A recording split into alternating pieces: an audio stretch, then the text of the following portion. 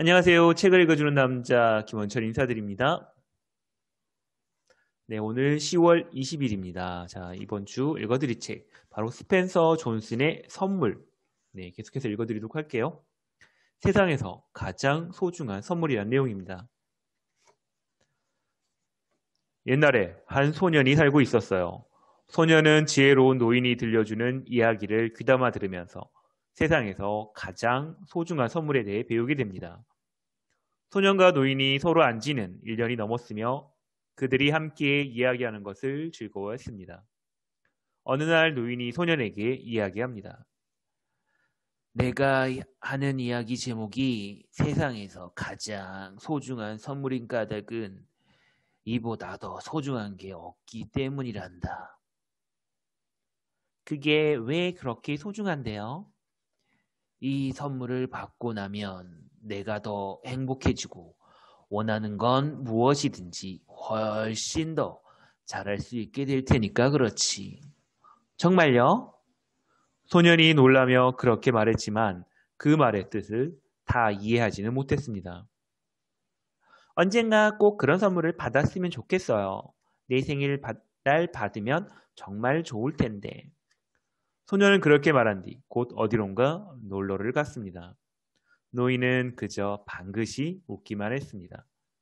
노인은 얼마나 많은 생일이 지나야 어린 소년이 그 선물의 진정한 가치를 알게 될까 궁금했습니다.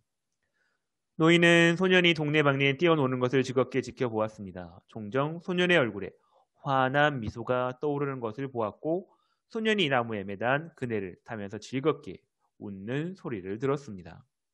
소년은 늘 행복해했고 무엇이든지 자신이 하는 일에 홀딱 빠져들었습니다. 그런 소년을 지켜보던 사람들 역시 모두 즐거워했습니다. 토요일 날 아침이면 노인은 소년이 길 건너에 잔디를 깎는 것을 지켜보곤 했습니다. 소년은 휘파람을 불어가며 일을 했습니다.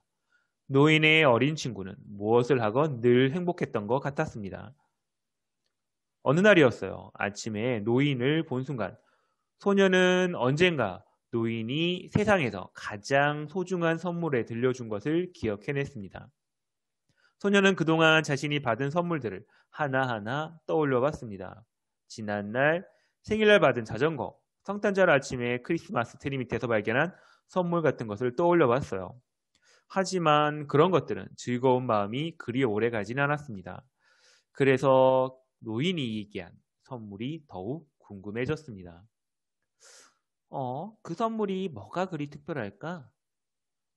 나를 더 행복하게 만들고 일을 더 잘하게 만드는 것은 과연 무엇일까? 더욱 궁금해진 소녀는 길 건너 노인을 찾아갔습니다. 소녀는 그 또래 어린이답게 물었습니다. 할아버지가 말씀하신 선물이란 게 모든 소원을 들어주는 그런 마술 지팡이 같은 건가요? 소년의 질문에 노인은 웃으면서 말했습니다. 그건 아니란다. 마술이나 소원과는 관계가 없단다. 그 말이 무슨 뜻인지 선뜻 이해하지 않은 소녀는 일을 계속했지만 속으로는 궁금증이 더욱 커져만 갔습니다. 나이가 한두 살 먹어 소녀는 내내 그 선물이 무엇인지 여전히 궁금해하기만 했습니다. 소원과 관계가 없다면 어딘가 특별한 곳으로 데려다 주는 걸까? 이곳과 완전히 다른 곳일까?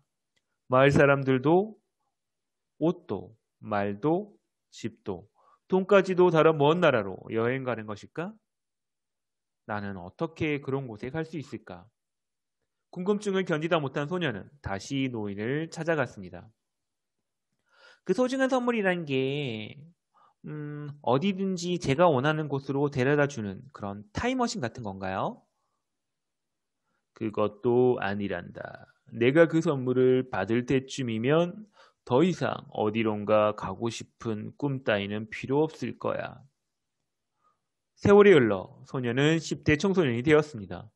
하지만 나이가 들수록 불만은 점점 더 커져만 갔습니다.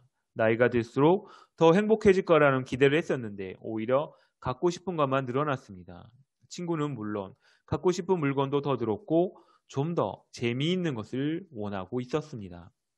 급한 마음에 소녀는 더 넓은 세상에 나가 무언가 이루고 싶었습니다.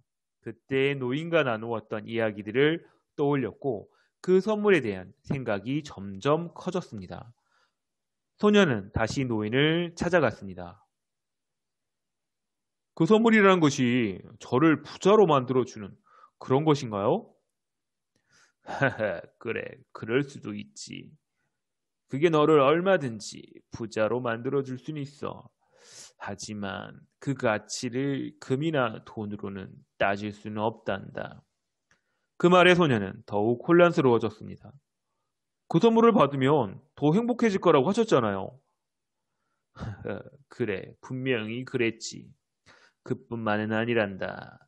내가 무엇을 하건 훨씬 더 잘할 수 있단다. 분명히 너는 더 큰 성공을 거둘 거야. 더 큰 성공이라는 게 무슨 뜻이죠? 성공이란 그게 무엇이든 내가 소중하게 여기는 것을 향해 나아가는 것이란다. 지금 내 경우에는 학교에서 좋은 점수를 받고 운동 경기에서 실력을 발휘하고 부모님과도 잘 지내고 방과 후에는 좋은 아르바이트 자리도 얻고 그래서 수입이 많아질 수 있는 것도 있겠지. 아니면 그냥 인생을 즐겁게 살면서 내가 가진 것에 대해 감사하는 마음일 수도 있겠지. 그렇다면 그 성공이라는 게 저 스스로 결정해야 한다는 말씀인가요? 우리 모두 그래야 하지 않겠니? 성공이란 누구나 인생의 여러 단계에서 스스로 결정한 그 무엇이란다. 지금까지 그 누구도 제게 그런 선물을 준 적이 없었어요. 실제로 그런 이야기를 들은 사람도 없었을 거예요. 그래서 그런가? 그런 게 있다는 생각도 들진 않아요.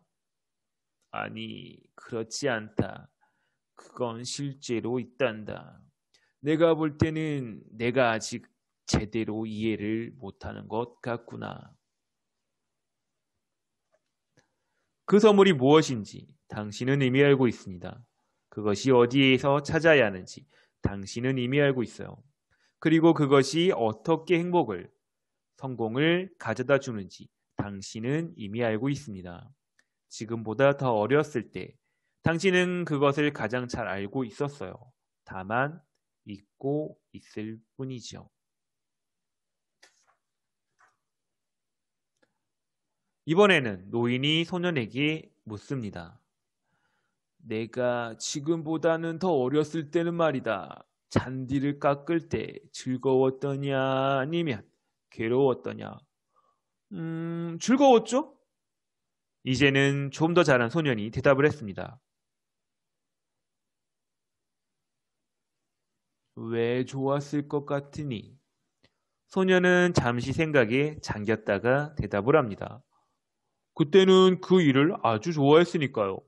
제가 그 일을 아주 잘해서 동네 어른들이 잔디 깎는 일을 죄다 제게 맡겼거든요. 그래서 아이치고는 꽤 많은 돈을 벌었었죠. 그러면 그때 그 일을 하면서 무슨 생각을 했었니?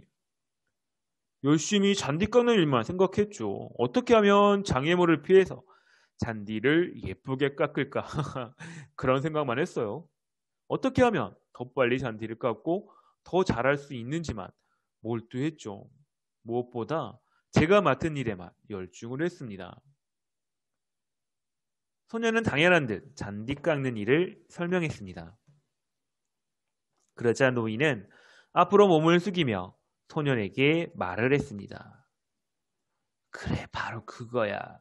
그렇기 때문에 너는 아주 행복했고 성공했던 거지. 아쉽게도 10대에 접어든 소년은 방금 들은 이야기를 곰곰이 생각하지는 않았어요. 아니, 오히려 전보다 더 마음이 급해졌습니다. 할아버지, 제가 정말로 행복을 바라신다면 왜 그냥 그 선물이 무엇인지 알려주지 않나요? 그리고 어디에서 찾을 수 있는지도 궁금하다고? 네, 나도 그러고 싶다. 하지만 내게는 그런 힘이 없단다. 그 어떤 사람도 다른 사람에게 그 선물을 대신 찾아줄 수는 없단다. 그건 내가 스스로 찾아야 해. 오직 너 자신만이 그것을 발견할 수 있는 힘을 갖고 있지. 그 말에 실망한 소녀는 노인에게서 멀어져 갔습니다. 자, 이후 이야기는 다음 시간에 계속 읽어드리도록 하겠습니다. 그럼 다음 시간까지 안녕!